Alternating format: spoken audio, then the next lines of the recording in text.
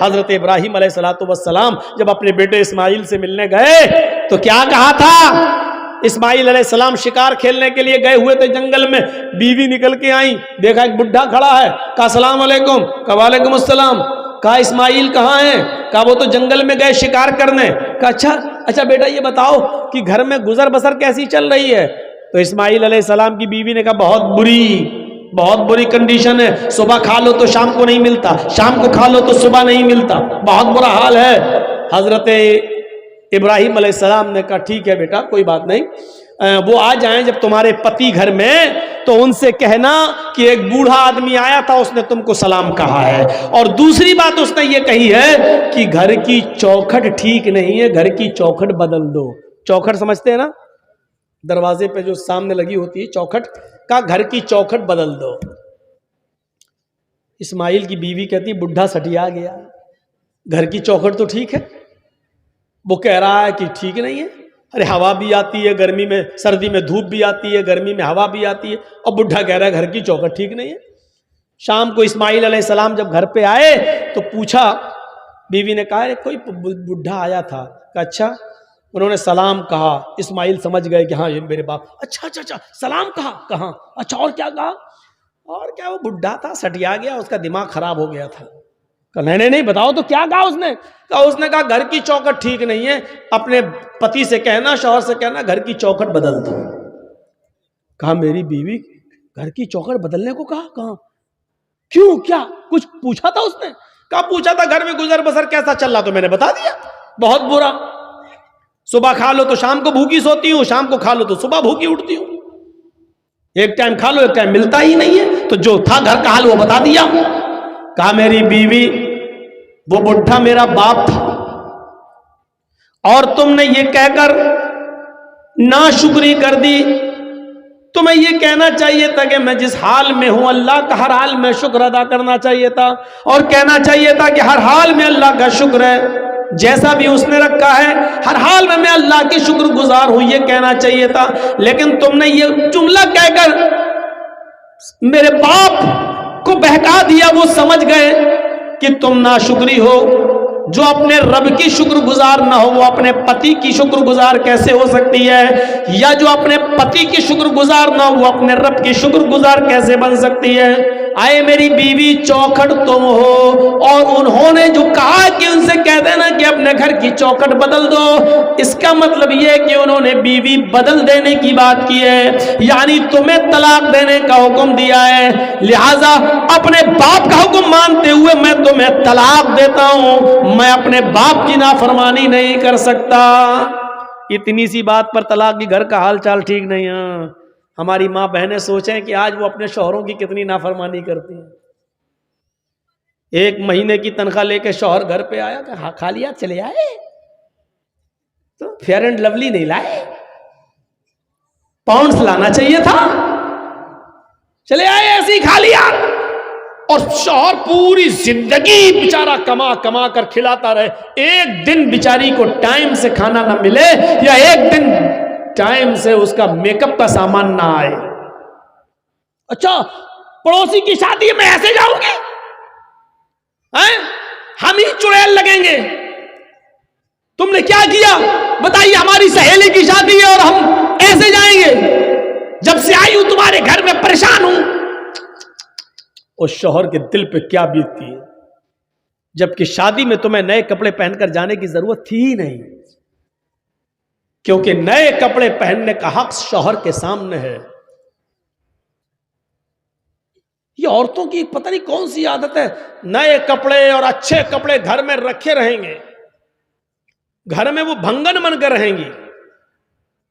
کبھی جاؤ گھر میں، صبح سے شام تک نوکری کرو اور آفس سے گھر واپس جاؤ تو دیکھو کچن میں گھسی ہوئی ہے، سلوار گھسی ہوئی ہے، برتن مانج رہی ہے، قریب جاؤ تو پسینے کی بدبو آ رہی ہے، جبکہ اس عورت کو معلوم ہے کہ میرا شوہر آفس سے آنے والا ہے، اس کو پہلے سے بند سنور کر تیار رہنا چاہیے، اچھے کپڑے پہن کر تیار رہنا چاہیے۔ گھر میں رہے گی بھنگن بن کر، اور شادی میں جائے گی ہیما مالنی کی اماں بن کر۔ عجیب دستور ہے، شوہر لا رہا ہے، کما رہا شوہر، اور دیکھ رہے پڑوسی۔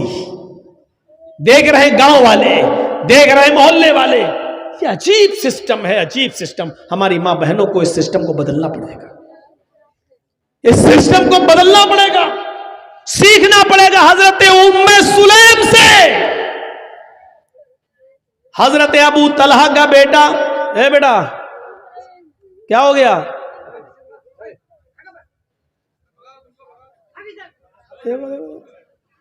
ارے کیا ہوا؟ پیشاب لگ رہا تو جاؤ نا، کہ یہی کرو گے؟ جاؤ جاؤ، شادی ہو گئی تمہاری؟ تب کس لیے جا رہے ہو یار؟ کوئی بڑا آدمی جائے تو چلو شادی شدہ ہے جا رہا ہے، گھر آرڈر نہیں ہوگا بیوی کا، یہ بیچارہ بچہ جا کے کیا کرے گا؟ اور جا رہا تو آیا کیوں؟ ایک جلسہ میں تو 80 سال کا بڈھا اٹھ کے جانے لگا. ہم نے کہا اب کیا کرو گے چاچا گھر میں جا کر؟ اب تو چاچی بھی تمہارا انتظار نہیں کر سکتی بیچاری. تو بیچ میں مت اٹھا کرو بھائی، پیچھے سے اٹھ جاؤ کوئی دقت نہیں ہے، سامنے سے اٹھتے ہیں تو ہم کو تھوڑا سا اچھا نہیں لگتا. تو یہ ام سلیم کو دیکھیے آپ، ابو طلحہ کا بیٹا ام سلیم کا بیمار رہتا تھا، روزانہ خیر خیریت پوچھتے تھے. ایک دن دیر سے آئے اور بچے کا انتقال ہو گیا. سوچئے بچے کا انتقال. میری ماں بہنوں تم اس واقعے کو سنو، یہ تمہارے مطلب کا واقعہ ہے. شوہر ذرا دیر سے گھر سے کام سے آئے، تھکے ہوئے تھے، سیدھے روم میں چلے گئے. ام سلیم نے محلے کی عورتوں سے کہہ دیا کہ میرے بیٹے کا انتقال ہو گیا، لیکن اس کی خبر میرے پتی کو، میرے شوہر کو میرے علاوہ کوئی دوسرا نہیں دے گا. تم جاؤ میرے گھر میں بھیڑ مت لگاؤ. شوہر کو ابھی پتا نہیں کہ گھر میں میرا بیٹا انتقال کر گیا.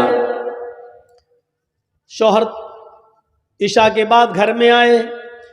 گھر میں آتے ہی پوچھا بیوی سے، ام سلیم، کہا جی کیا ہوا؟ بیٹا کیسا ہے؟ کہا الحمدللہ، اور دنوں کی بنسبت آج بچے کو بہت آرام ہے. آج تو اتنا آرام ہے کہ آج جتنا آرام تو بچے کو کبھی ملا ہی نہیں. دیکھیے کتنی خوبصورتی کے ساتھ اپنے شوہر کو یہ پیغام دے دیا. اچھا ٹھیک ہے سونے دو. سو رہا ہے؟ سونے دو. ٹھیک ہے، تب اس کو جگانا ٹھیک نہیں ہے، سو رہا. کہا ٹھیک ہے آپ نہا دھو لیجئے، فریش ہو جائیے، میں کھانا لگاتی ہوں. محلے کی کسی بھی عورت کو آنے نہیں دے رہی ہیں، اور شوہر کی سیوا دیکھو اس حال میں کہ بغل کے روم میں بیٹے کی لاش ہے، بغل کے روم میں بیٹے کا جنازہ رکھا ہوا ہے، بغل کے کمرے میں بیٹے کی روح کا جسم پڑا ہوا ہے. تصور کرو میری بہنوں، میری ماں،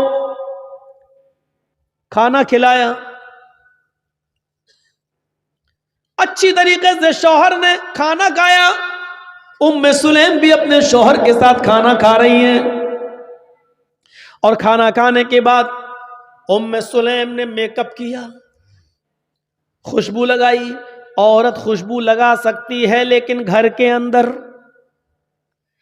گھر کے باہر تو وہ ڈابر آنولا کا تیل بھی لگا کر نہیں نکل سکتی ہے.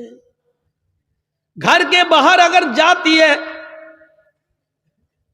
تو میک اپ تو بہت دور کی بات، خوشبو اور پرفیوم تو بہت دور کی بات، خوشبودار کوئی چیز بھی استعمال نہیں کر سکتی ہے.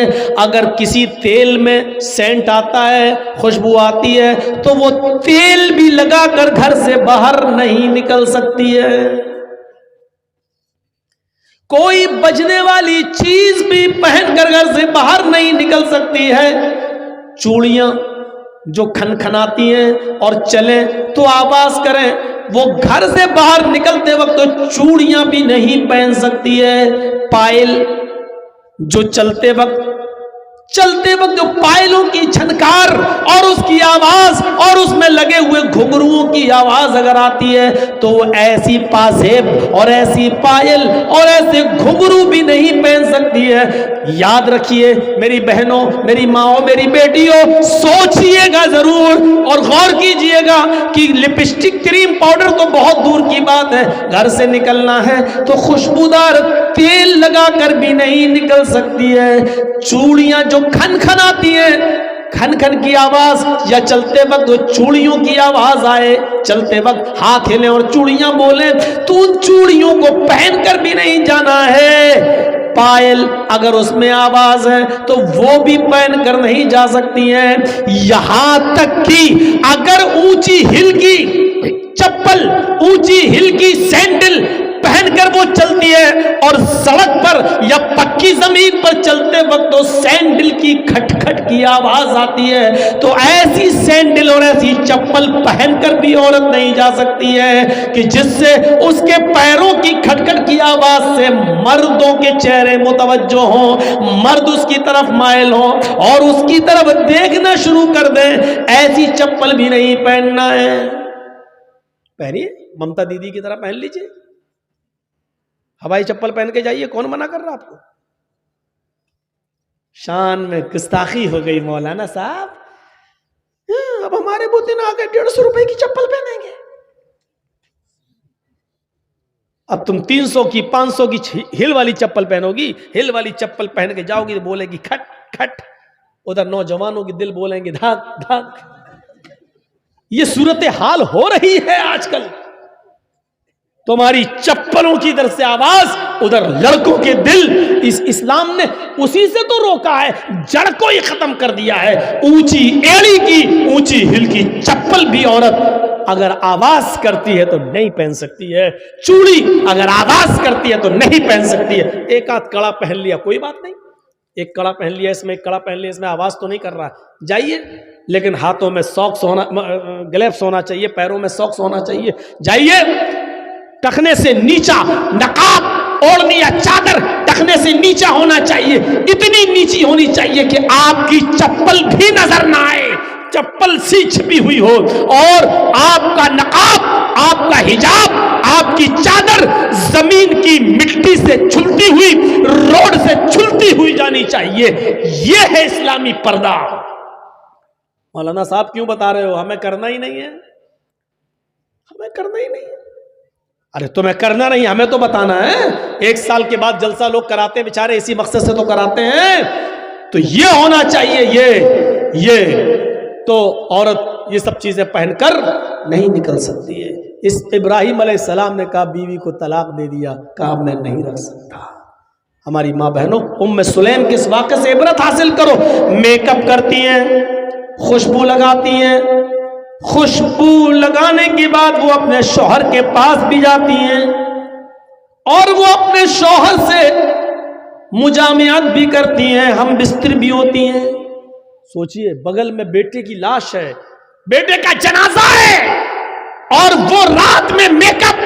تصور کریں ہماری بہنیں اور ہماری قوم کی بیٹیاں, کیا گھر میں آپ کے بیٹے کا انتقال ہو جائے, کیا ایسی صورت میں اپنے شوہر کو اتنا خوش رکھ سکتی ہیں؟ ہم بستری کے بعد جب دونوں فارغ ہوئے, شوہر نے جلدی سے غسل کر لیا. رات میں پیار بھری باتیں ہوتی رہی, بات بچے کی نکل آئی. بیوی نے بڑے پیار سے کہا, ام سلیم نے, آج مجھے سوال میرے ذہن میں کھٹک رہا ہے جو دور نہیں ہو رہا ہے. بڑی میں پس و پیش میں, شچو پنج میں پھنسی ہوئی ہوں کہ کیا ہونا چاہیے. ابو طلحہ نے کہا کیا بات ہے بتاؤ. کہا کہ میری ایک سہیلی نے کچھ مہینے پہلے ایک امانت میرے پاس رکھی تھی جو بہت قیمتی امانت تھی, اور یہ کہا تھا کہ میں کہیں دور جا رہی ہوں, 2 4 6 مہینے کے بعد جب میں واپس آ جاؤں تو میری امانت واپس کر دیجئے. لیکن میرے پتی جی, میرے ہسبینڈ, اس نے جو امانت دی تھی وہ مجھے بہت پسند آ گئی, میرا دل اس پر آ گیا, میں چاہتی ہوں کہ اس کو رکھ لوں اور اس جس کی امانت تھی اس کو میں واپس نہ کروں. ابو طلحہ نے کہا نہیں, یہ تو غلط بات ہے, یہ امانت میں خیانت ہے, یہ گناہ ہوگا. اگر وہ اپنی امانت مانگ رہی ہے تمہاری سہیلی تو اس کی امانت تمہیں واپس کرنا پڑے گی. کہا لیکن وہ امانت مجھے بہت پسند ہے, اس چیز پر میرا دل آ گیا ہے, میں نہیں چاہتی ہوں کہ اس کو وہ دوں. ابو طلحہ نے کہا تم بہت غلط کر رہی ہو, تمہیں اس کی امانت دینا پڑے گی ورنہ جہنم میں جاؤ گی. بے ایمانی مت کرو. جس کی امانت تھی اس کی امانت واپس کر دو. کہا میرے پیارے شوہر تو پھر ایک امانت اللہ نے مجھے دی تھی, 2-3 سال پہلے اللہ نے مجھے بھی ایک امانت دی تھی, اور وہ امانت مجھے بہت زیادہ پسند ہے. اس امانت پر میرا دل آ گیا ہے, وہ امانت میرا بیٹا ہے, لیکن آج اللہ نے اپنی امانت مجھ سے مانگی تو میں نے اس کی امانت اس کو واپس کر دی. اس کی امانت میں نے اس کو واپس کر دی. اگر میں اپنے پاس رکھتی اور اس پر بے ایمانی کرتی تو امانت میں خیانت ہوتی. میرے پیارے شوہر, بچہ آرام سے سو رہا ہے, اس کا مطلب یہ ہے کہ بچہ میرا اس دنیا میں نہیں رہا, اللہ کی امانت دی, اللہ نے اس بچے کو لے لیا ہے. ابو طلحہ کے پیروں کے نیچے سے زمین سرک گئی.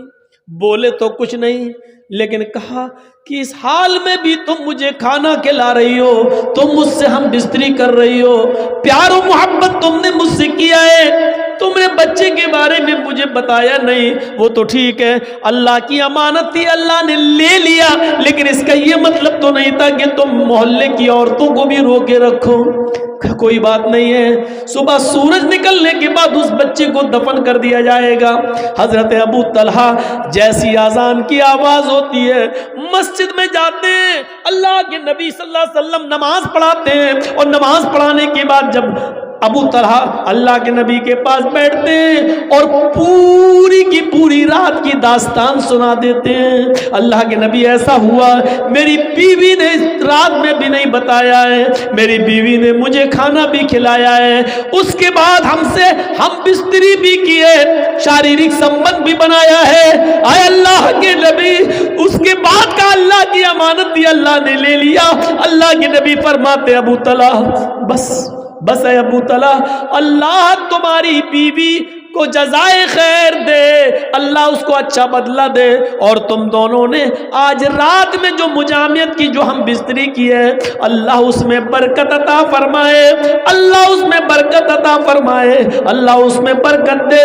اسی دن کی مجامعت اور ہم بستری سے حضرت ام سلیم کو حمل ٹھہرا ہے, اسی ام سلیم کو حمل ٹھہرا ہے, اور اسی ابو طلحہ کو ام سلیم سے اسی دن حمل ٹھہرا ہے, اور پھر 9 مہینے کے بعد بچہ پیدا ہوتا ہے. اس بچے کا نام انس رکھا جاتا ہے, اس بچے کا نام انس رکھا جاتا ہے. اللہ کے نبی جب یہ بچہ پیدا ہوا تو سب سے پہلے اللہ کے نبی نے کھجور اپنے منہ میں چبایا, اور چبایا ہوا کھجور نکالا اور اپنی انگلی سے نکال کر حضرت انس کے منہ میں ڈالا, اور دعا کی, اے اللہ حضرت انس کے مال میں اور اس کی اولاد میں برکت عطا فرما, اس کی اولاد میں برکت عطا فرما, ان کے مال میں اور ان کی اولاد میں برکت عطا فرما. یہ انس ہی تھے جنہوں نے 10 سال جناب محمد رسول اللہ کی خدمت کی ہے. یہ انس ہی تھے, آگے چل کر یہ بڑے امیر بنے, اللہ نے ان کی دولت میں بھی اضافہ کیا, اور ان کے بچوں کی تعداد میں بھی اضافہ ہوا ہے. مدینے میں اکثر بچوں کی تعداد انہی کی نظر آتی تھی, سب سے زیادہ بچے انہی کے نظر آتے تھے. یہ دعا کا اثر تھا جناب محمد رسول اللہ صلی اللہ علیہ وسلم کی دعا کا. کہنا یہ چاہتا ہوں کہ اس واقعے کو دیکھیے کہ پہلے زمانے کی عورتیں بچے کے انتقال کے بعد بھی میک اپ اپنے شوہر کے لیے کر رہی ہیں, بن ٹھن کر اپنے شوہر کے لیے رہ رہی ہیں, اپنے شوہر کو سکون پہنچا رہی ہیں. یہاں تک کہ رات میں شوہر نے جب میک اپ میں اور خوشبو میں اپنی بیوی کو دیکھا تو وہ بھی اپنے آپ کو روک نہ سکے, اور انہوں نے ان سے ہم بستری بھی کی, اور اس ہم بستری پر برکت کی دعا جناب محمد رسول اللہ صلی اللہ علیہ وسلم نے کی کہ اللہ اس رات میں تمہیں کوئی برکت عطا فرمائے. پھر حضرت انس پیدا ہوتے ہیں, پھر انس کے منہ میں بھی سب سے پہلے لقمہ لعاب دہن جناب محمد رسول اللہ کا جاتا ہے. میرے پیارے ساتھیوں, پھر انس کے مال و دولت, مال و اولاد میں برکت کی دعا بھی اللہ کے نبی کرتے ہیں. تو یہ اس زمانے میں یہ حال تھا. وَلَا تَوْقَنَّ وَالِدَيْكَ وَإِنْ أَمَرَاكَ أَن تَخْرُجَ مِنْ أَهْلِكَ وَمَالِكَ, اپنے والدین کی نافرمانی مت کرنا, اگرچہ وہ دونوں تمہیں حکم دیں کہ ان کے گھر سے نکل جاؤ، اپنے بیوی بچوں کو چھوڑ دو، مال و دولت کو چھوڑ دو، تب بھی ان کی نافرمانی مت کرنا۔ وَلَا تَتْرُكَنَّ صَلَاةً مَكْتُوبَةً مُتَعَمِّدًا، فرض نماز کبھی بھی قصدن جان بوجھ کر مت چھوڑنا۔ فَإِنَّ مَن تَرَكَ صَلَاةً مَكْتُوبَةً مُتَعَمِّدًا فَقَدْ بَرِئَتْ مِنْهُ ذِمَّةُ اللَّهِ، جو فرض نماز قصدن جان بوجھ کر چھوڑ دیتا ہے اللہ کی ذمہ داری اس کے اوپر سے ہٹ جاتی ہے۔ جب نمازی نماز نہ پڑھے اور فرض نمازوں کا جنازہ نکلتا رہے تو اللہ کی اس کے اوپر کوئی ذمہ داری نہیں ہے، مرے کٹے کچھ بھی ہو پھر اللہ کی کوئی ذمہ داری اس کے اوپر نہیں رہی ہے۔ فقط بریت منہ ذمۃ اللہ، اللہ کے ذمے سے وہ آدمی نکل گیا ہے جو فرض نماز کی پابندی نہیں کرتا ہے۔ اور چوتھی چیز بتائی ولا تشربن خمرا فانه راس كل ذنب، اور سنو کبھی شراب مت پینا، کسی بھی کنڈیشن میں شراب کو ہاتھ مت لگانا۔ فإنه رأس كل ذنب، اس لیے کہ وہ ہر برائی کی جڑ ہے، ہر برائی کی جڑ شراب ہے۔ شراب پینے کے بعد زنا کرنے کا دل کرتا ہے، شراب پینے کے بعد چوری کرنے کا دل کرتا ہے، شراب پینے کے بعد ماں باپ کے سامنے، ماں اور باپ کے سامنے گالی دینے کا دل کرتا ہے۔ اور شرابی جب شراب کے نشے میں گھر آتا ہے تو اپنی بہن اور اپنی بیٹی کے سامنے بھی گندی گندی گالیاں دیتا ہے۔ اس کو نہیں معلوم وہ جس نشے میں ہے وہ کس کے سامنے گالیاں دے رہا ہے۔ وہاں اس کی بیوی بھی موجود ہے، اس کی ماں بھی موجود ہے، اس کی جوان بیٹی بھی موجود ہے، لیکن ادھر بھی ایسی گندی گندی گالیاں اس کے منہ سے نکلتی ہے کہ جس کو سننا گوارا نہیں کیا جا سکتا ہے۔ میرے پیارے ساتھیوں، اس لیے کہا فإنہ رأس کل ذنب، شراب کو ہاتھ مت لگانا کیونکہ شراب تمام برائیوں کی جڑ ہے۔ وإياك بالمعصية فإن بالمعصية حل سخط اللہ، ہر گناہ کے کام سے دور رہنا ہے معاذ، ہر گناہ کے کام سے دور رہنا ہے معاذ، اس لیے کہ جس بستی میں گناہوں کے کام عام ہو جاتے ہیں، جس بستی میں جوا عام ہو جاتا ہے، جس بستی میں شراب عام ہو جاتی ہے، جس بستی کے اندر زناکاری عام ہو جاتی ہے، حلا سخط اللہ، تو اللہ کا غضب، اللہ کا عذاب بھی اس بستی پر حلال ہو جاتا ہے۔ یعنی اللہ کسی وقت اس بستی پر عذاب نازل کر سکتا ہے۔ سن لو لاٹری کھیلنے والوں، سن لو آئی پی ایل کا میچ میں شرطیں لگانے والوں اور سٹے بازی کرنے والوں، جوا کھیلنے والوں، جس بستی کے اندر جوا عام ہو جاتا ہے، جس بستی کے اندر شراب عام ہو جاتی ہے، جس بستی کے اندر بے پردگی عام ہو جاتی ہے، جس بستی کے اندر زناکاری عام ہو جاتی ہے، حلا سخط اللہ، اس بستی پر اللہ کا عذاب حلال ہو جاتا ہے۔ یعنی اللہ کے لیے حلال ہے کہ اس بستی کو کبھی بھی تباہ کر دے، اس بستی پر کبھی بھی اپنا عذاب نازل کر دے، اس بستی کو جب چاہے تہو تیگ کر دے، پلٹ دے اور ملیا میٹ کر دے، ملیا میٹ کر دے، جب چاہے تب تباہ کر دے، کیونکہ اب اس بستی پر اللہ کا عذاب حلال ہو گیا ہے۔ میرے بھائیوں، حضرت عمر ابن عبدالعزیز کا دور تھا، حضرت عمر ابن عبدالعزیز کا دور تھا، خلیفۃ المسلمین ہے، بیوی کے پیٹ میں بچہ ہے، 3 مہینے 4 مہینے کا حمل پیٹ میں موجود ہے، لیکن 4 دن سے کھانا نہیں ملا۔ خلیفۃ المسلمین ہے لیکن کھانا نہیں ملا ان کی بیوی کو، چیختی رہی، چلاتی رہی، میرے ہسبینڈ میری فکر نہیں ہے، کوئی بات نہیں، لیکن اس پیٹ کے بچے کی تو فکر کیجئے، میرے پیٹ میں جو بچہ پل رہا ہے اس بچے کی تو فکر کیجئے۔ جب تک ماں کھائے گی نہیں تو بچے کی باڈی میں، بچے کے جسم میں لگے گا کیا؟ جب مجھے کو نہیں مل رہا ہے تو بچہ کیسے پروان چلے گا؟ یہ بچے کا ڈر ہے کہ کہیں مر نہ جائے۔ عمر ابن عبدالعزیز کہتے ہیں میری بیوی کیا کروں، بیت المال سے جب تک سیلری نہیں آئے گی، تنخواہ نہیں ملے گی، تب تک میں تمہیں کچھ نہیں کھلا سکتا، اور ابھی تنخواہ ملنے میں، سیلری ملنے میں ٹائم ہے، کچھ نہیں مل رہا ہے۔ جب 4 دن بھوکی اور پیاسی ڈھوکی رہ گئی تو انہوں نے اپنی خادمہ کو، اپنی لونڈی کو بیت المال بھیجا رات میں، اور کہا کہ بیت المال کے جو خزانچی ہے، بیت المال کا جو ٹریزری ہے، جو خزانچی ہے، اس سے جا کر 1 پیالہ دودھ ادھار لے لو، عاریتن لے لو، قرض لے لو، اور یہ کہنا عمر ابن عبدالعزیز کی بیوی نے منگایا ہے، جب ملے گا تو وہ تمہیں واپس کر دیں گی تمہارا دودھ۔ رات کے اندھیرے میں عمر ابن عبدالعزیز کی لونڈی، ان کی خادمہ دودھ لینے جاتی ہے۔ بیت المال کے کیشیئر نے یہ سوچ کر کہ عمر ابن عبدالعزیز کی بیوی حاملہ ہے، ان کے پیٹ میں بچہ ہے، بچہ کہیں مر نہ جائے، اس لیے ایک پیالہ دودھ دے دیا۔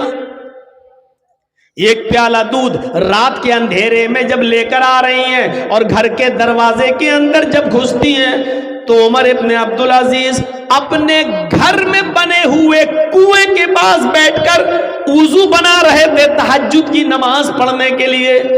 عمر ابن عبدالعزیز نے گھر کے دروازے سے کسی کو آتے ہوئے دیکھا، پوچھا کون؟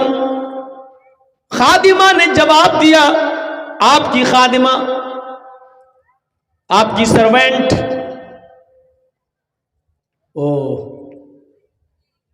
کیا چھپائی ہوئی ہو؟ اوڑھنی کے پیچھے کیا ہے؟ پہلے تو انہوں نے آنا کانی کی، جب سختی کی عمر ابن عبدالعزیز نے تو اس نے کہا یہ ایک پیالہ دودھ ہے، کہاں سے لائی ہو؟ کہا بیت المال سے لائی ہوں۔ کس کے لیے لائی ہو؟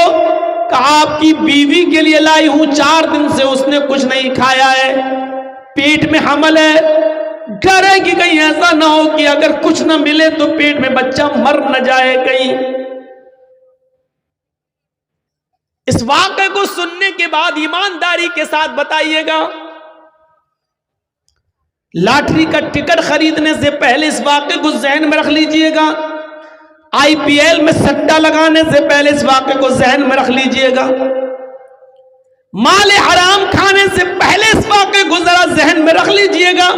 4 دن سے کھانا نہیں ملا، 4 مہینے کا حمل ہے پیٹ میں، بیوی بھوکی ہے اور اپنے لیے نہیں مانگ رہی ہے، اس بچے کے لیے مانگ رہی ہے جو پیٹ میں پل رہا ہے، جو آگے چل کر عمر ابن عبدالعزیز کے لیے بڑھاپے میں سہارا بنے گا۔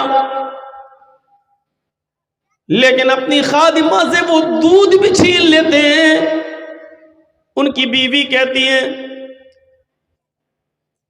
شوہر میرے سرتاج،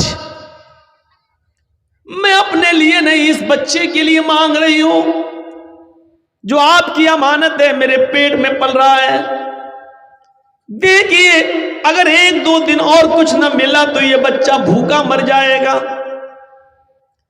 عمر ابن عبدالعزیز نے کہا میری بیوی تمہیں اچھی طریقے سے معلوم ہے کہ بیت المال میں کھانے پینے کی جو چیزیں رکھی ہوئی ہیں وہ میری نہیں ہے، سارے مسلمانوں کی امانت ہے۔ پھر کیشیئر نے ٹریزری نے دے کیسے دیا ہے؟ ابھی تو جا کر میں اس کی کلاس لوں گا کہ میرے حکم کے بغیر، میری پرمیشن کے بغیر تم نے کیسے دے دیا ایک پیالہ دودھ؟ تم ایسی رہو گی، یہ ایک پیالہ دودھ بیت المال میں جمع ہوگا۔ اڑتی ہیں، کھڑی ہوتی ہیں، اور عمر ابن عبدالعزیز کا دایاں ہاتھ پکڑ لیتی ہے، رائٹ ہینڈ، اور اس ہاتھ کو پکڑ کر اپنے پیٹ پر رکھ دیتی ہے ان کی بیوی، اور کہتی ہے میری فکر مت کیجئے، اس بچے کی فکر کیجئے، میرے پیارے سرتاج یہ آپ کی امانت ہے، مر جائے گا۔ اب اس پر عمر ابن عبدالعزیز کا جواب سنیے، اور اپنے سماج اور سوسائٹی پر نظر ڈال کر، اپنے حالات پر نظر ڈالیے، بچہ مر جائے گا۔ عمر ابن عبدالعزیز کہتے ہیں میری بیوی یہ ایک پیالہ دودھ جو مسلمانوں کی امانت میں خیانت کر کے چپکے سے لایا گیا ہے، یہ ایک پیالہ دودھ یہ چپکے سے لایا گیا ہے، یہ امانت میں خیانت کر کے لایا گیا ہے، یہ حرام ہے، حرام۔ بیوی نے کہا رے میں نے تو بطور قرض مانگا ہے، جب آئے گا تب دے دوں گی۔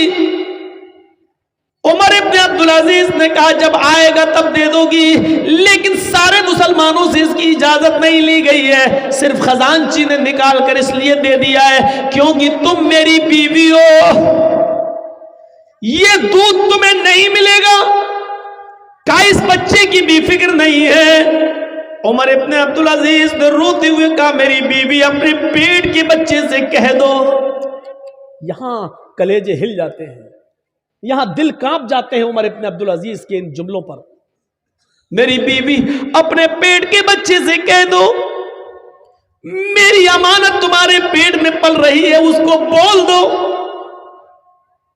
کہ اگر مسلمانوں کی امانت میں خیانت کر کے ایک پیالہ حرام کا دودھ تجھے پلایا جائے تب تیری زندگی بچ جائے گی، اور اگر نہیں ملے یہ حرام دودھ تو تو مر جائے گا۔ تو اس پیٹ کے بچے سے کہہ دو کہ تیرا مر جانا تیرے باپ کو قبول ہے۔ کیسا لگ رہا ہے اس وقت IPL میں سٹا لگانا؟ اس واقعے کے بعد کیسا لگ رہا ہے لاٹری کے ٹکٹ خریدنا؟ اس واقعے کو سننے کے بعد کیسا محسوس؟ ہم کہاں کھڑے ہیں؟ کتنے مسلمان ہیں؟ پرسنٹیج کے لحاظ سے دیکھیں تو ہماری حیثیت کیا ہے؟ جوا کھیل کر، لاٹری خرید کر، IPL میں رقم جیت کر بلڈنگ بنانا اور اپنے بچوں کو اسی سے پڑھانا لکھانا، یہاں پر لا کر اپنے آپ کو سوچئے۔ عمر ابن عبدالعزیز اپنی بیوی سے کہہ رہے ہیں اگر اس ایک پیالے کے حرام دودھ کے پینے سے تیرا بیٹا میرا بیٹا بچ رہا ہے اور اگر یہ نہیں ملتا ہے تو مر جاتا ہے، مر جائے گا، تو اس بیٹے سے کہہ دو کہ بیٹا تیرا مر جانا تیرے باپ کو قبول ہے۔ میری بیوی نہیں چاہیے مجھے یہ تیرے پیٹ کا بچہ جو حرام دودھ کی پرورش سے تیرے پیٹ میں بڑا ہو اور 9 مہینے تیرے پیٹ میں حرام کا قطرہ اور حرام کا دودھ پینے کے بعد پرورش پائے اور اس کے بعد باہر آئے۔ مجھے ایسا بیٹا نہیں چاہیے جس کی پرورش تیرے پیٹ کے اندر حرام دودھ سے ہوئی ہو۔ مجھے ایسے بیٹے کی چاہت نہیں ہے، اگر مرتا ہے تو مر جانے دو، مجھے اس بچے کے مر جانے کی فکر نہیں ہے، مجھے اس کی فکر ہے کہ قیامت کے دن میرا رب مجھے اپنی عدالت میں کھڑا کر کے یہ نہ کہے کہ تم نے مسلمانوں کی امانت میں خیانت کر کے ایک پیالہ دودھ اپنی بیوی کو پلایا، اس کی اجازت تمہیں مسلمانوں نے دی تھی یا نہیں دی تھی؟ مجھے اس کے سامنے جواب دے ہونا ہے، اللہ کے سامنے کھڑا ہونا ہے۔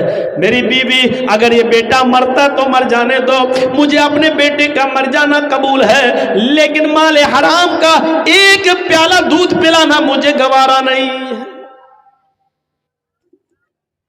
سوچئے اس جگہ پر لا کر اپنے آپ کو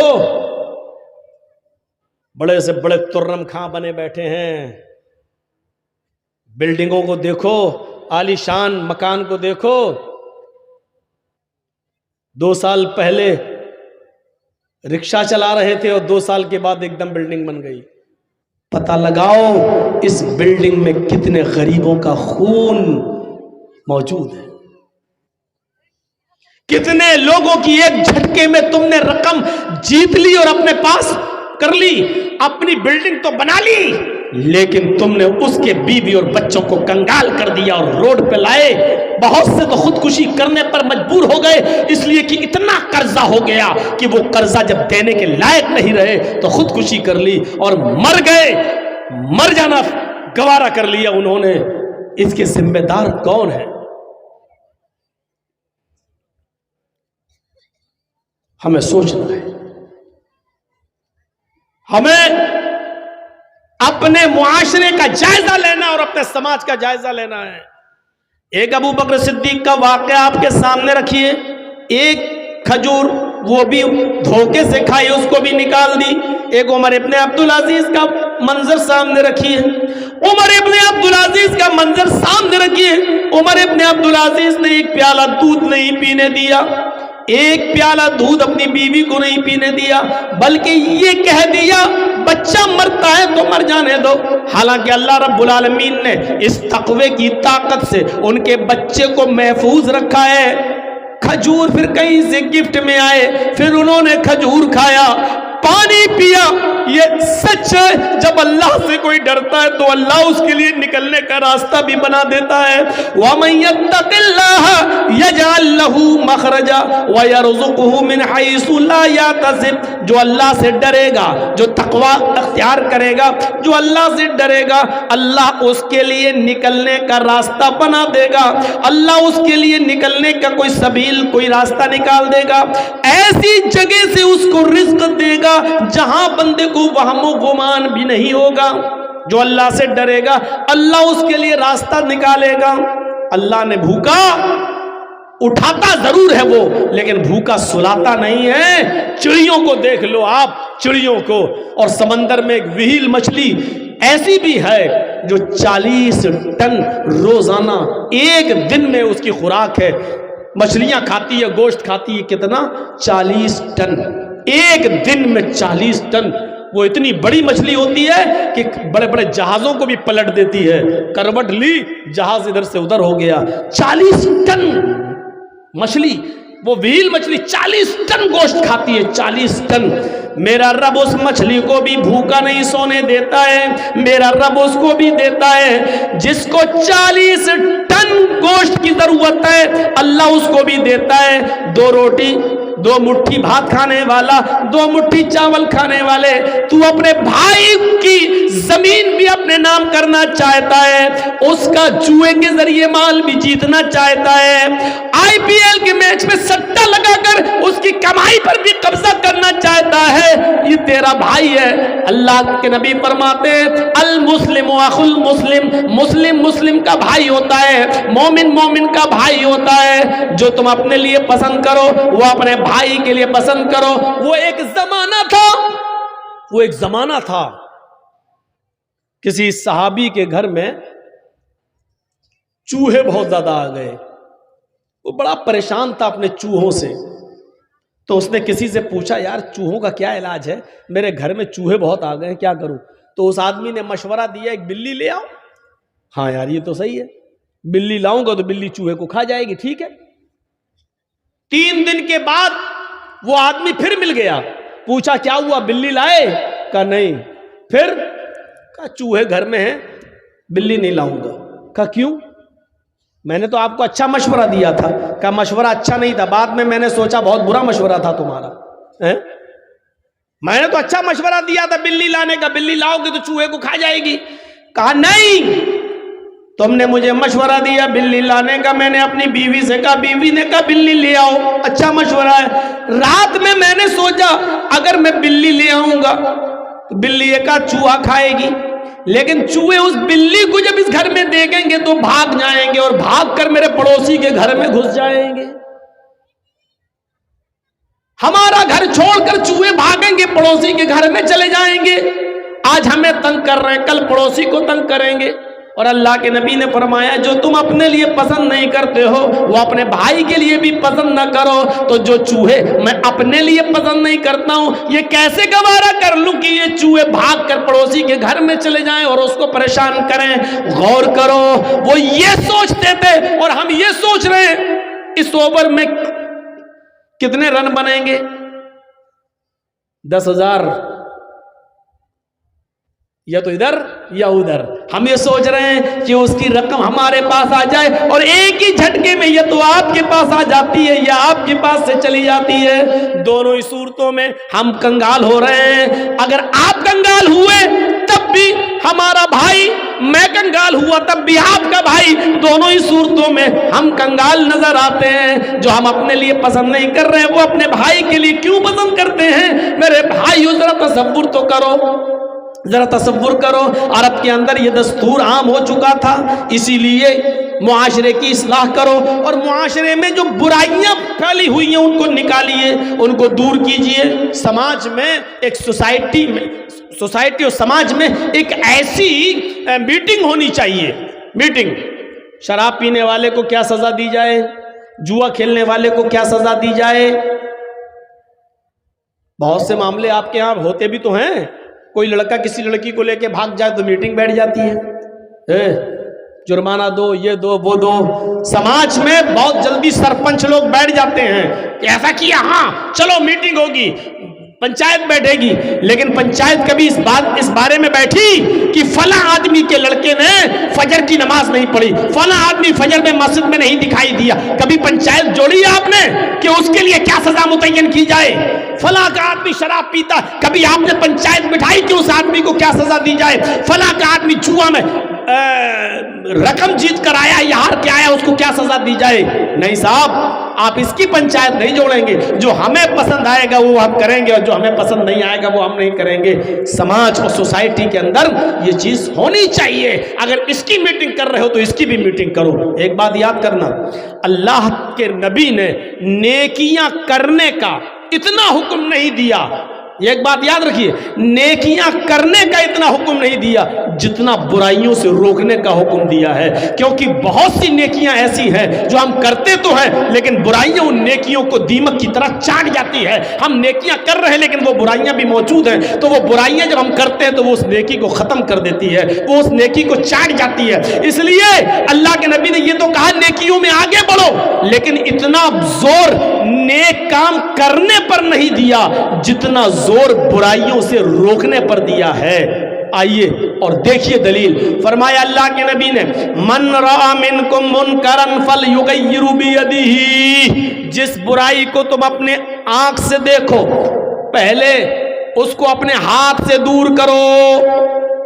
जिस बुराई को अपनी आंख से देखो उसको अपनी ताकत से दूर करने की कोशिश करो, अपने हाथ से मिटाओ, अपने हाथ से दूर करने की कोशिश करो। लेकिन अगर अपने हाथ से रोकने में डर है, अपने हाथ से रोकने में फसाद और फितना फैल जाने का डर है कि समाज और मुआशरे में फितना फैल जाएगा। मसलन आपके लड़के की शादी है, आपने 500 आदमी बारात में ले जा रहे हैं। हमें मालूम है कि 500 आदमी की बारात लड़की वाले पर बोझ है, हमें मालूम है कि ये गलत काम है, लेकिन जर्जी साहब अगर अपने हाथ से बारात रोकेंगे, नहीं जाने देंगे, जाके दिखाओ, तो फितना फैलेगा, पूरा गांव एक तरफ हो जाएगा। भाई जर्जी साहब तुम्हारे बाप का क्या जा रहा है?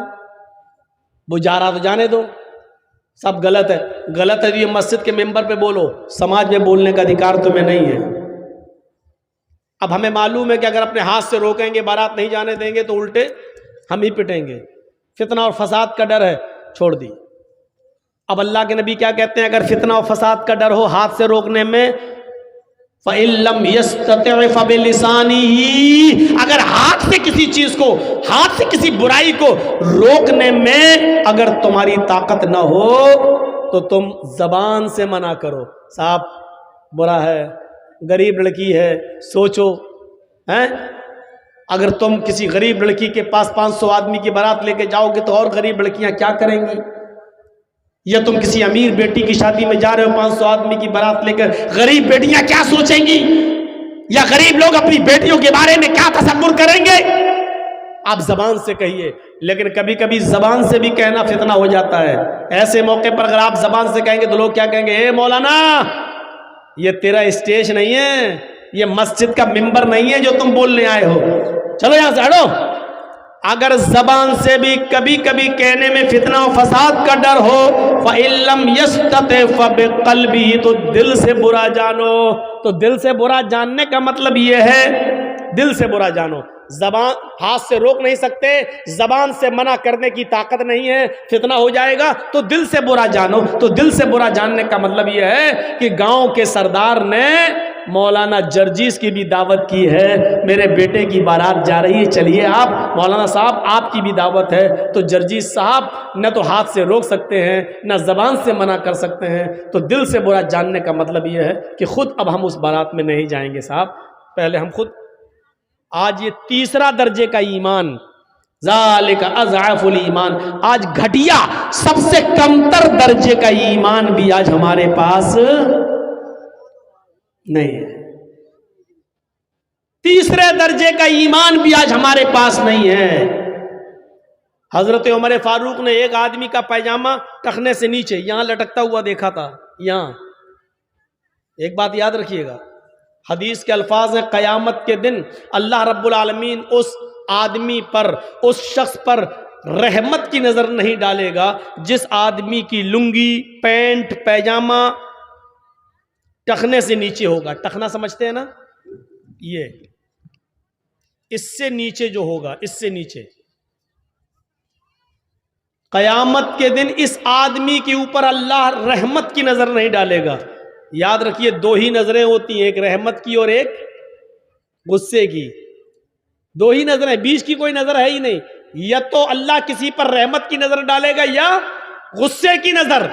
اب اس آدمی کے بارے میں کہہ دیا جس کا پیجامہ، جس کی لنگی، جس کا پینٹ ٹخنے سے نیچے ہوگا اللہ اس پر رحمت کی نظر نہیں ڈالے گا. مطلب جب رحمت کی نظر نہیں ڈالے گا تو اب کون سی نظر رہ گئی؟ غصے کی. اور جس پر اللہ غصے کی نظر ڈال دے وہ آدمی جنت میں جائے گا. مسئلہ نکالنے کی کوشش کرو. ہم کیا کرتے ہیں؟ نماز پڑھتے ہیں تب امام صاحب کہہ دیتے ہیں سب سیدھی کر لو، مل کے کھڑے ہو جاؤ، لنگی پیجامہ ٹخنے سے اوپر کر لو، بس. اور اس کے بعد جیسی نکلے ہم نے پھر نیچے کر دیا.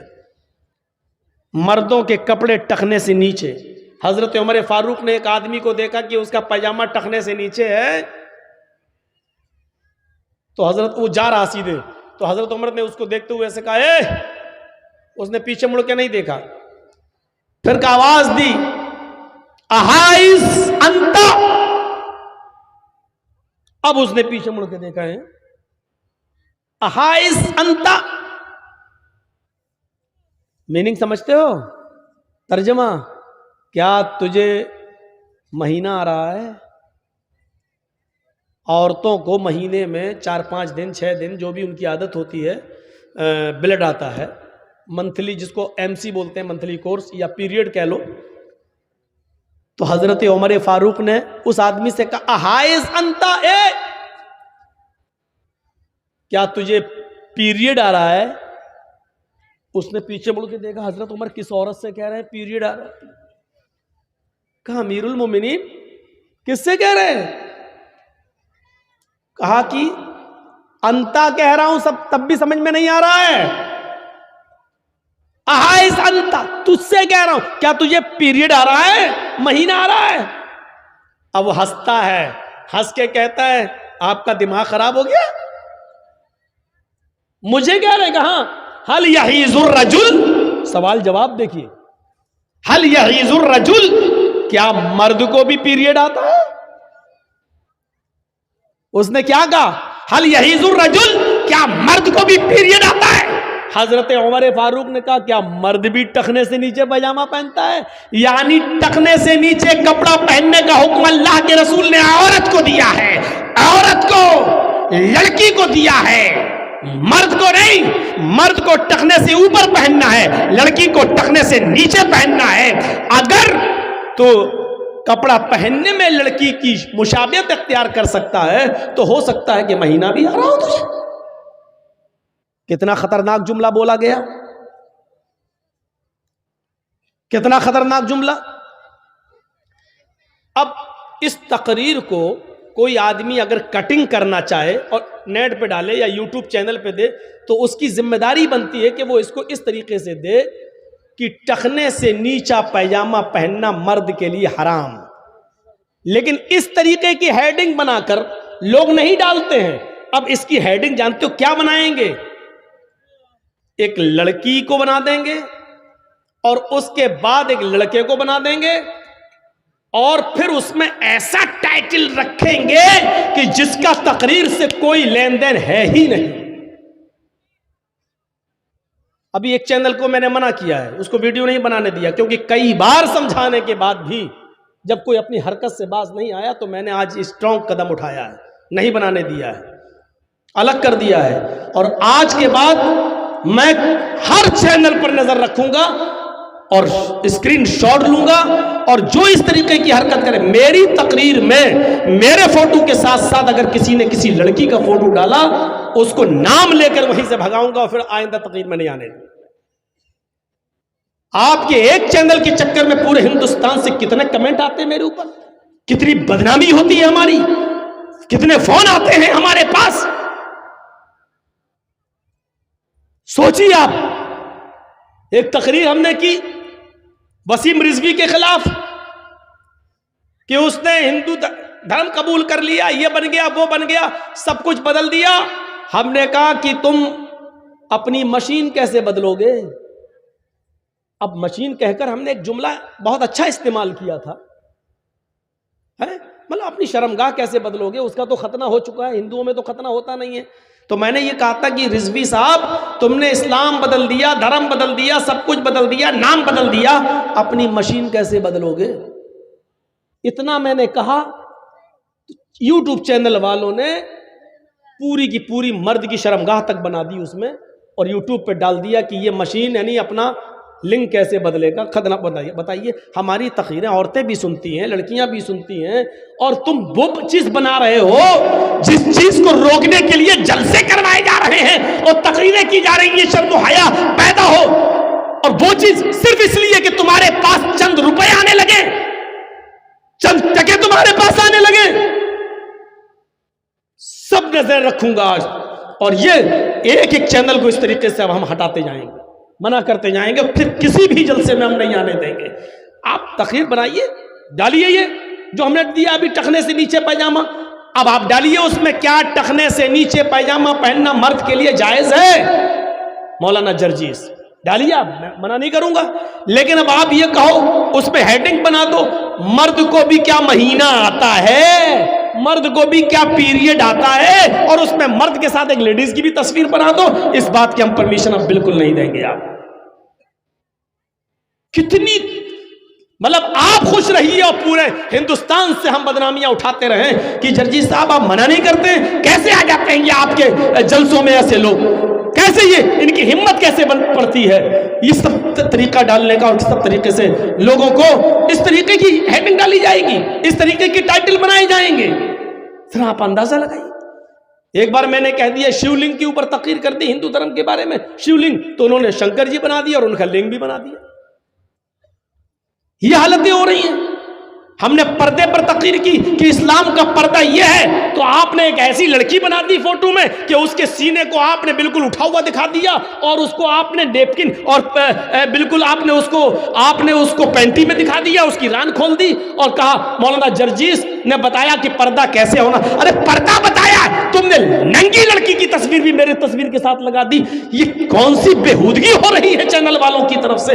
یہ شرم آنی چاہیے ان لوگوں کو کہ آپ یہ اسلام کی دعوت دے رہے ہیں۔ آپ سوچتے کہ یہ سب دیکھ کر لوگ سنیں گے، اور جو چیز آپ ہیڈنگ ڈالتے ہیں اس کا تقریر سے کوئی تعلق ہی نہیں ہوتا ہے، کوئی تعلق نہیں ہوتا ہے، ہیڈنگ آپ وہ ڈالتے ہیں۔ تو میرے بھائیوں، معاشرے کی اصلاح کیجئے، سماج کی اصلاح کیجئے۔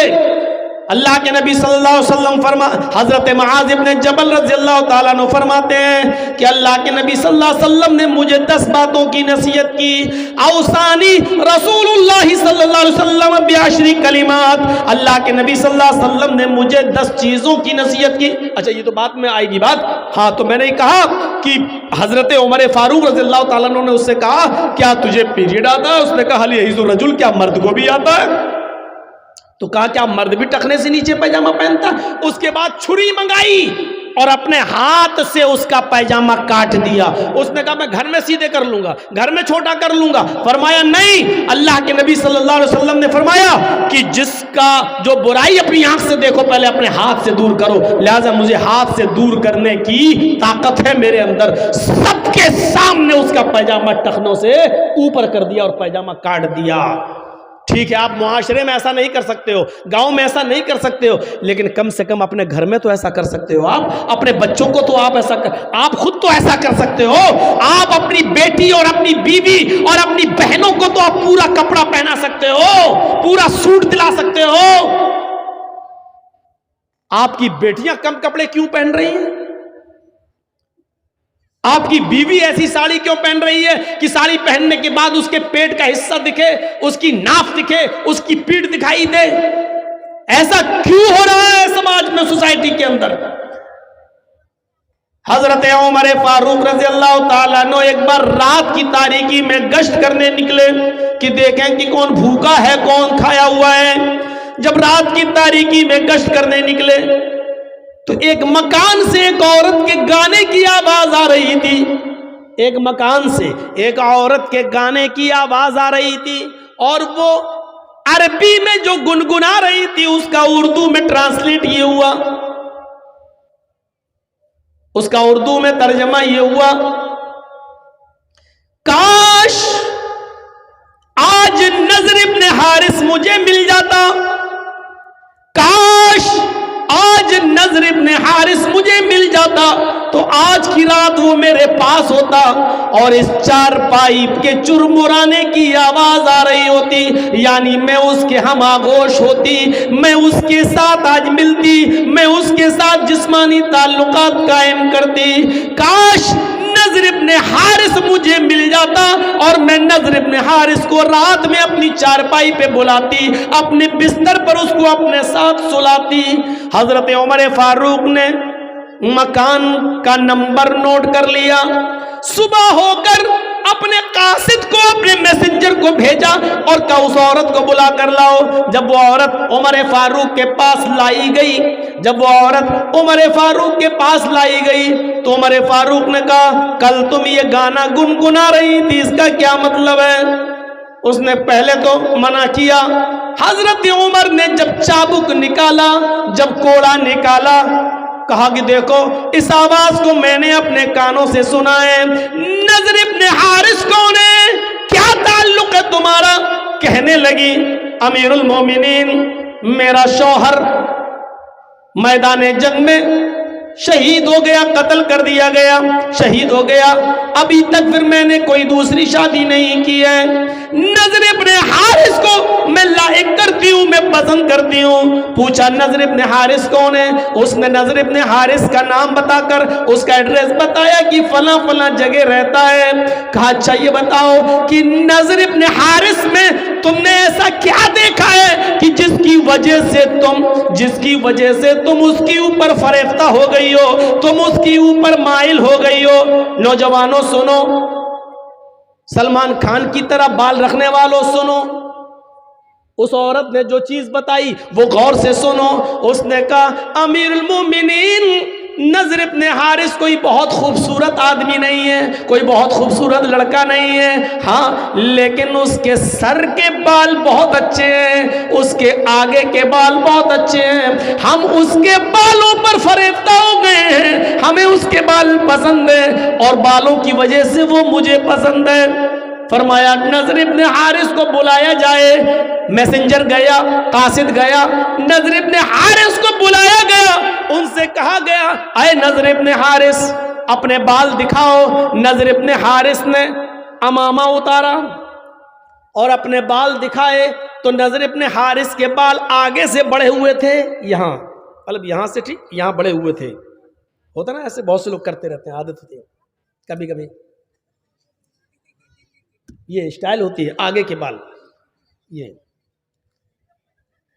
تو اللہ حضرت عمر نے کہا، اوہ یہ زلفیں ہیں تمہاری، اے نضر ابن حارث تمہاری زلفوں نے، آگے کے تمہارے ان بالوں نے مدینے کی عورتوں کو فتنے میں ڈال دیا، مدینے کی لڑکیوں کو فتنے میں ڈال دیا۔ نائی کو بول پایا، حجام کو، باربر، آؤ ادھر، کہا کیا ہوا؟ ان کا ٹکلا کرو۔ کہا امیر المومنین میں تو اس عورت کو جانتا ہی نہیں ہوں کون ہے، اب وہ اگر میرا نام لے رہی تو میں کیا کروں؟ کبھی کبھی ہوتا ہے ایک طرفہ محبت، وہ کہہ رہا ہے نضر ابن حارث میں تو جانتا ہی نہیں ہوں کہ کون ہے، ارے وہ میرا نام لے رہی ہے تو اس میں کیا کروں، میں گیا تو نہیں ہوں۔ تو امیر المومنین نے کیا کہا، نضر ابن حارث تمہاری بات ٹھیک ہے لیکن سبب تو تمہارے بال ہیں، نہ تمہارے آگے کے یہ بال اتنے بڑے ہوتے، نہ مدینے کی عورتیں فتنے میں پڑتی، لہذا تمہارے بال کاٹے جائیں گے، ان بالوں نے فتنے میں ڈال دیا۔ کھڑے میں ٹکلا نہیں کرانا چاہتا ہوں۔ کہا تم نہیں کرانا چاہتے تو کیا ہوا، تمہارے بالوں نے مدینے کی عورتوں کو فتنے میں ڈال دیا، اس برائی کو میں مٹا کے رہوں گا۔ اور پکڑا ان کو، بیٹھ، بٹھایا اور اس طرح چلوا کے ٹکلا کر دیا، ہو گیا ٹکلا۔ اب وہی امامہ اٹھایا اور ان کے سر پہ باندھ دیا، لو چلو۔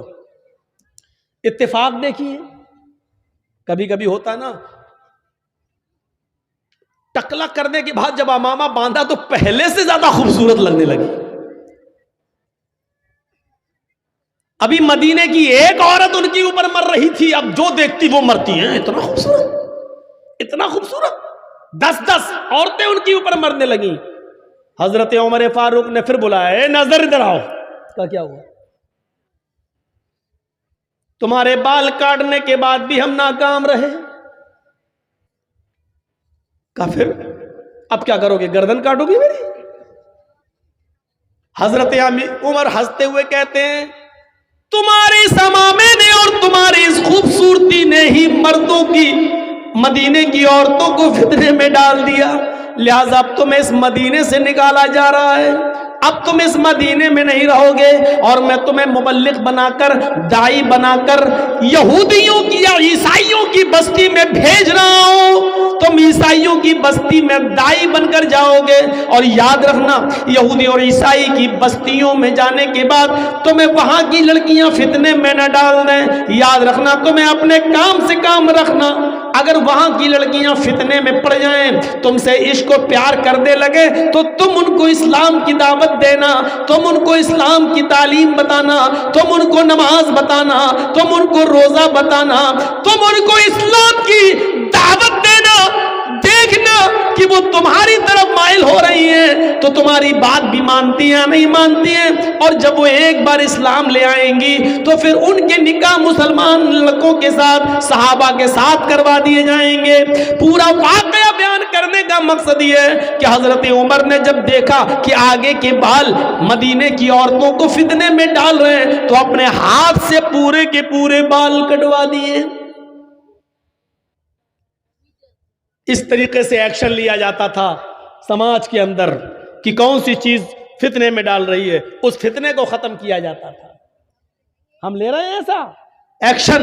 نہیں لے سکتے. گاؤں کے سردار ہیں لیکن شرابی لڑکوں پر ایکشن نہیں لے سکتے ہیں، بے نمازی لڑکوں پر ایکشن نہیں لے سکتے. کیوں؟ سردار صاحب خود نماز نہیں پڑھتے تو ایکشن لے کے کیا کریں گے؟ اگر بے نمازی پر ایکشن لے لیا تو لوگ کہیں گے اچھا سردار جی اپنے لیے چھوٹ، اپنے لیے چھوٹ.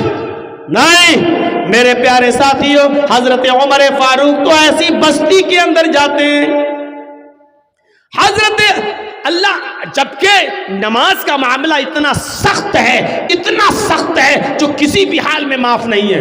کبھی میں نے شاید آپ کو بتایا اور نہ بتایا ہو تو آپ سن لیجئے، کیونکہ جو حدیث میں پڑھنے والا ہوں اس میں یہ لفظ بھی آیا ہے کہ لا تترکن صلاۃ مکتوبۃ متعمدا، کہ کوئی بھی آدمی فرض نماز قصدن جان بوجھ کر نہ چھوڑے. میرے بھائیوں، اے بچے، اے بھیا، یار یہ سامنے بیٹھ کر کربلا کا یدھ کر رہے ہیں تو چھوٹا موٹا آدمی نہیں ہے بھائی. چلیے اب اس کو بھی وہاں بھیج دو گے تو وہاں لڑنے لگیں گے. ایک کو ادھر بھیجو، ایک کو یہاں بھیجو.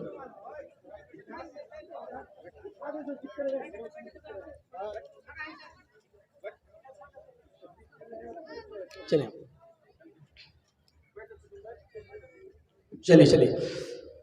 تو نماز کا معاملہ اتنا سخت ہے. ایک بات سن لیجئے بہت اچھی طریقے سے، نماز کا معاملہ اتنا سخت ہے جو کسی بھی حال میں معاف نہیں ہے. یہ تو سب نے بتایا ہوگا، معاف نہیں ہے.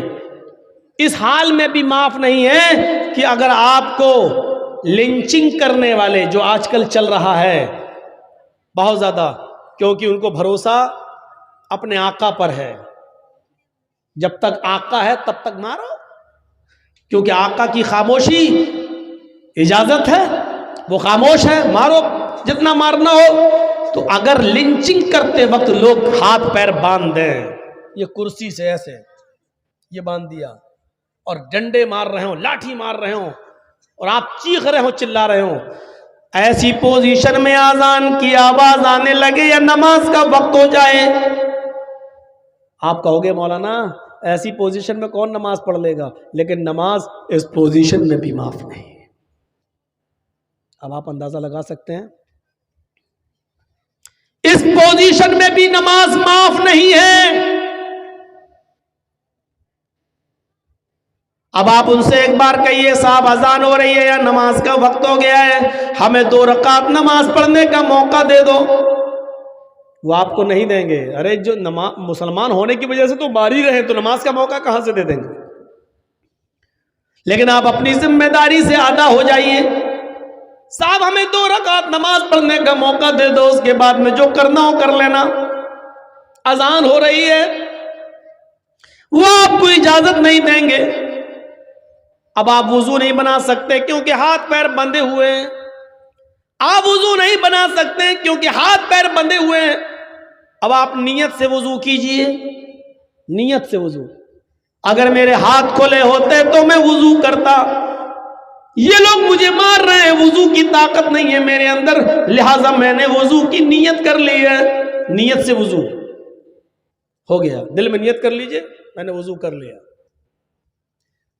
اب آپ اللہ اکبر نہیں کہہ پائیں گے، قبلے کی طرف چہرہ نہیں کر پائیں گے، اس لیے کہ انہوں نے کرسی سے آپ کو باندھ رکھا ہے یا پیڑ سے باندھ رکھا، درخت سے کسی ٹری سے آپ کو باندھ دیا ہے.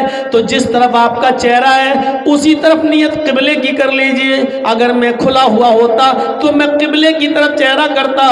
اے اللہ، میں قبلے کی طرف چہرہ کرنے کی پوزیشن میں نہیں ہوں، میں نے دل میں ہی قبلے کی نیت کر لی ہے.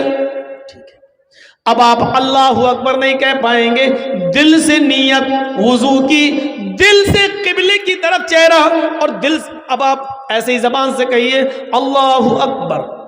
ہاتھ نہیں باندھ پا رہے ہیں، کوئی بات نہیں، اللہ اکبر. اب آپ پڑھیے سبحانک اللہم و بحمدک و تبارک اسمک و تعالی جدک یا اللہم باعد بینی و بین خطایا کما باعدت بین المشرق. آپ پوری دعا پڑھ جائیے الحمدللہ رب العالمین. آہستہ پڑھ سکتے ہیں، آہستہ پڑھیے، زور سے پڑھنے کی طاقت تو ہے نہیں وہاں پر، اس لیے آپ اپنے ہونٹ ہلاتے رہیے اور پڑھتے رہیے اور اشارے ہی سے کہیے اللہ اکبر، سبحان ربی العظیم، سبحان ربی العظیم، سبحان ربی العظیم.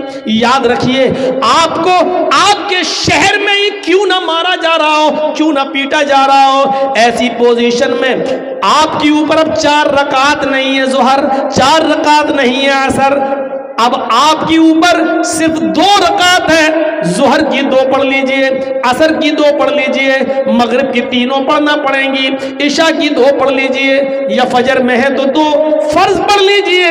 میرے بھائیو اب آپ کو صرف 2 رکعت پڑھنا ہے، مغرب کی 3 پڑھنا ہے، اور آپ پڑھ کے آپ ایسے ہی کہہ دیجئے السلام علیکم ورحمۃ اللہ، السلام علیکم ورحمۃ اللہ. نماز کے معاملے میں ہم آپ کو یہ بتانا چاہتے ہیں کہ نماز اس کنڈیشن میں بھی معاف نہیں ہے، نماز اس صورت میں بھی معاف نہیں ہے. اب آپ اندازہ لگا سکتے ہیں ہمارا معاشرہ، ہمارا سماج نماز سے کتنا دور ہو رہا ہے.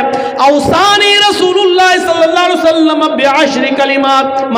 حضرت معاذ ابن جبل کہتے ہیں کہ ہمیں اللہ کے نبی صلی اللہ علیہ وسلم نے 10 باتوں کی وصیت کی، 10 باتوں کی نصیحت کی. ان 10 باتوں میں سے پہلی بات یہ تھی اے معاذ لا تشرک باللہ شیئا ان قتلت او حرقت.